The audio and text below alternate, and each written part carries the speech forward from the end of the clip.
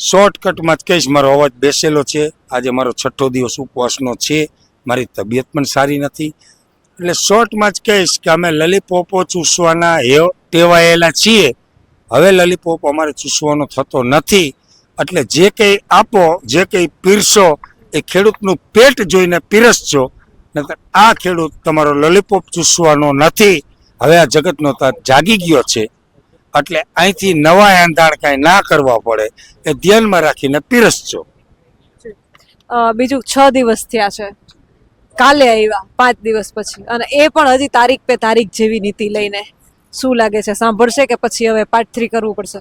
બેન, આજે 6ઠ્ઠો દિવસ છે.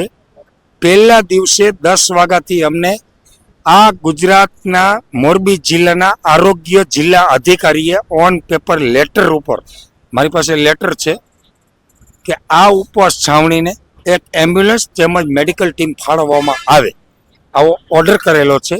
છતાં આપ કવરેજ કરી શકો છો, આ કમ્પાઉન્ડમાં છાવણીની આજુબાજુમાં કોઈ મેડિકલ નથી, કોઈ સુવિધા નથી. તંત્ર દ્વારા 0% સપોર્ટ છે. અહીંયા આ દાદાની તબિયત 2 વખત બગડેલી છે. આજે સવારે 3જી વખત બગડી હતી. કાલે મારું લો બીપી થયું હતું, મારી તબિયત બગડી હતી. 2 બહેનોની તબિયત કાલે બગડી હતી, એને પણ મોરબી લઈ ગયા છે 108માં.